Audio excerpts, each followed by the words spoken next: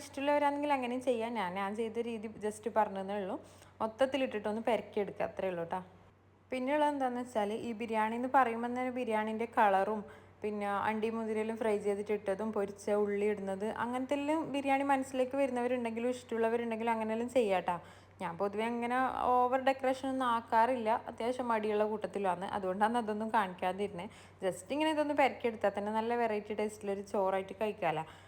പൊതുവേ ഇങ്ങനെ എന്തെങ്കിലും സിമ്പിൾ ബിരിയാണി ഉണ്ടാക്കുമ്പോൾ വല്ല ചിക്കനോ ബീഫാറ്റും ഫ്രൈ ചെയ്യലും പൊരിക്കലെല്ലാം ഉണ്ട് കേട്ടോ. പക്ഷേ ഇന്നത്തെ സംഭവം എന്താണെന്ന് വെച്ചാൽ, ഞാൻ ഒരു 2 ദിവസം മുമ്പ് അപ്ലോഡ് ചെയ്ത വീഡിയോ ഇല്ലേ, ഒരു എയർപോർട്ടിൽ ഒരാളെ കയറ്റാൻ പോയിട്ട് അവിടുന്ന് എയർ ഇന്ത്യൻ്റെ സമരം കാരണം തിരിച്ചു വന്നതും കാര്യങ്ങളൊക്കെ എൻ്റെ ചാനലിൽ ഉണ്ടായിരുന്നു, ഇൻസ്റ്റയിലൊക്കെ ഉണ്ട്.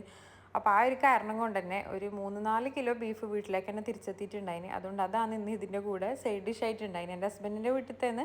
അപ്പോൾ നമ്മളെല്ലാവരും ബീഫ് പിന്നെ പങ്കിട്ടെടുത്തുകൊണ്ട് ഈ ഒരു ബിരിയാണിക്ക് സൈഡ് ഡിഷ് ആയിട്ട് ആ ബീഫാണ് ഉണ്ടായിന് കേട്ടോ. അപ്പോൾ ഇനിയിപ്പോൾ പറയാൻ